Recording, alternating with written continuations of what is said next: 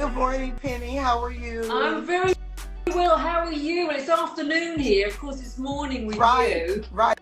So I'm in California, and tell the people where you are, Penny. I'm in New York City. Okay, so Penny and I go way back. We Sure do. started we started our career together in trichology. What has it been? 13 years It now? has been. Do you know what? I think it's been even longer than 13 Okay, years. I feel as if we did our clinicals okay, 13 years ago, didn't we? Down in Texas okay. together. All right. So it's been a while. Hey, Nadia, and thank you for joining Oh, hi, us. Nadia. We love Yes, Nadia. Yeah, she she's she has a made a great big. She trichologist. is and she is most certainly leaving her handprint, footprint, and heartprint on our industry. She We've had her. has. Yes, she has. So Actually, thank I you. want to shout out to Nadia because I mean, thanks to her and some like her brilliant way she put her trichology center together, I learned a great deal. True. Me as well. Me as well. So shout out to the Nadia. Penny and I were just chatting, and I said, Penny, you're gonna have to come on and do Trichology Tuesday tea with me.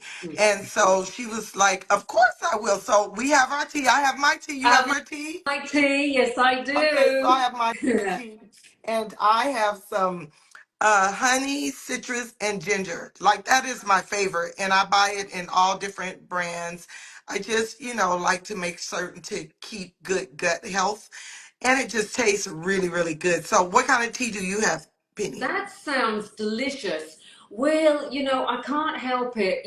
Being from England, I'm a bit partial to my PG Oh, tips with a okay, splash of milk and and some sugar. So okay. not as healthy as your option, but it's just as tasty. Good deal, good deal. So, I don't always have the healthy tea, but this morning, and I did training last week, so my voice was a little raspy, so I just kind of needed something to warm up the vocals and all of that. But so today, our topic is what every cosmetologist, and I added, and barber should know as it relates to hair loss and scalp problems. Because, and I want to kind of start out, Penny, with a little something so I wrote a book in 2018, and one of the chapters, I did a word to the cosmetologist, and I'm gonna kind of read that and start us out with that because I think it'll lead us into the conversation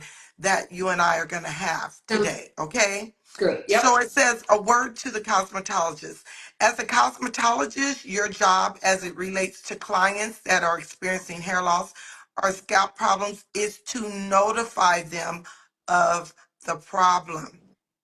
Tell the client when you see excessive hair shedding. Tell them if they have scaling on the scalp that you're not able to control with shampooing. If your client is complaining of excessive itching, even after cleansing their scalp, do not ignore it. That can be a symptom of hair loss that could lead to permanent baldness. Stylists are on the front line of defense. As soon as your clients start to complain, or as soon as you notice hair loss or scalp problems, refer them to a professional. The client will not leave you. They will respect you for being honest. They That's will right. respect you for being honest enough to say, listen, you have a concern that I am not able to address. I do not know exactly what it is or why it's happening, but you should see a professional about it. That way, you and the professional can work together to help the client and get the problem resolved. When I have clients who come in on my intake form, I ask how they were referred. If they were referred by a stylist, I always give them a referral fee. So cosmetologists really are on the front line, aren't they, Penny? Many times Oh my gosh, they're the yes. first people to see this happening. Absolutely. And by the way, that's a great book, Tracy. I have Thank, your book. I remember when you thank first you. launched it. It's Thank you, brilliant. And yeah, I mean, as a fellow cosmetologist, and it's very, very true. It is when somebody's right away turning around and saying, you know what, my scalp's been burning. My scalp's itching, and they point here at the crown, the vertex area. If you're not sure, rather than immediately turn around and say, you know what, don't worry, this is fine, you know what, and I've noticed it's a bit thinning, we'll put some extensions in there and you'll be all good, and this is the way to take care of it.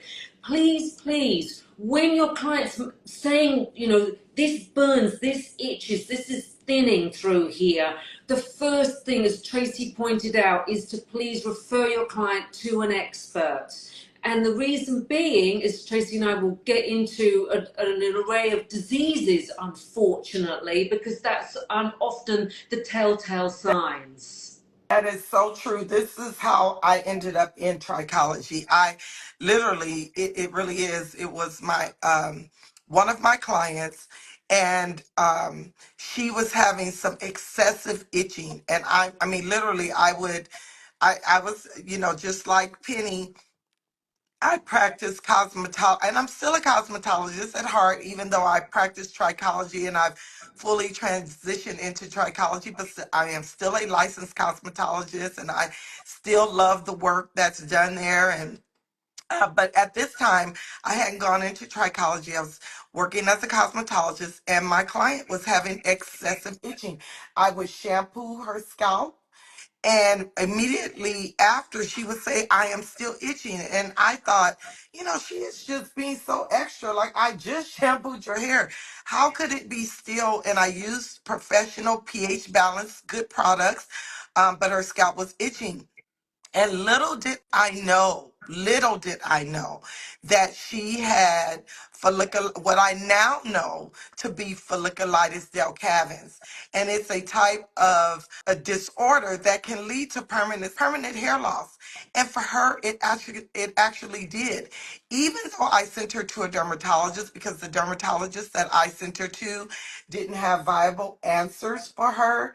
And so by the time I, you know, decided we got to figure out something, I went to trichology school. We're probably 2 years down the line, but she has experienced some scarring as a result of that folliculitis not being addressed right away.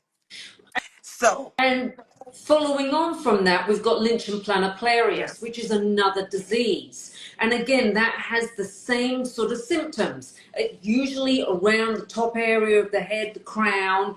And the client is often saying, you know, it's itching, it's burning. And this, again, is a disease. It's critically important if you're not sure. Because just to around and say, you know what, I'm really not sure, but I would love to have you, you know, see a specialist. I welcome when a hairstylist recommends, a master hairstylist recommends something to me. I absolutely, I can. You have my word. I'm not there to do their hair. I'm not here to take the client. The clients, as Tracy said, is going to have so much respect for you. Also, you're saving that person's hair because the person has to get treatment right away. The same applies for CCCA, which is central centrifugal cicatricial alopecia. And these are the main diseases that yes. we, you know, that unfortunately you think, oh, it's female pattern baldness, it's male pattern baldness, but unfortunately it's not. It's so true. Just as Nadia commented, it's becoming so common now. It really is. And, you know, again, with Nadia being very forward, she's very forward in this industry. And she does a lot of research. I do the research that I need to do, but I mean, like Nadia is one of those ones that really digs deep. And so she had gone, I think it might have been to Italy. I can't remember exactly where she went for the training, but she came back with some new information, and I was like, you know, she was sharing with us that some of the hair loss that we were thinking may have been, like you just shared, female or male pattern balding, was actually lichen planopilaris, and you have to train your eye and to see it and to not think right away. And I think we saw a lot of that last year, right? When we went to London, Yes, and some of the case studies that were shown, yes. many of them were lichen planopilaris and not female or male pattern thinning. So you do want to refer them to a trichologist. And let's just talk about a little bit about how you find a trichologist, because some cosmetologists and barbers, this might be their first time ever hearing about trichology. I know I had never heard about a trichologist before going into trichology. So Penny and I both studied with International Association of Trichologists out of Sydney, Australia. So they have, you can always go to their website, right? And they Yeah. have trichologists all over the United States, but really all over the country, All over right? the There's world. trichologists everywhere. Yeah.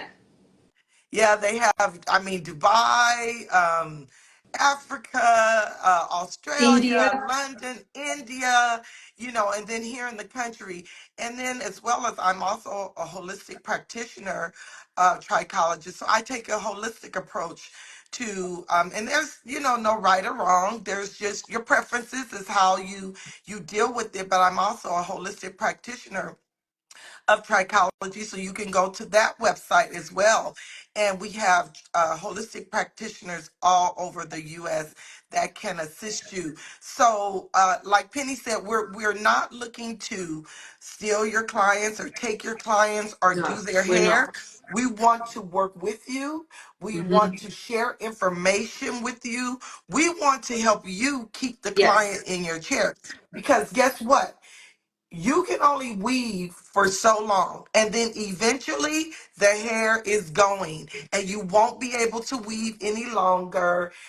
We just want to, yes, Nadia, we want to collaborate. We want to collaborate with the stylist. We want to care for the scalp, and you can do the aesthetics part of it, or if there need to be in protective styles for a while, then do that as well.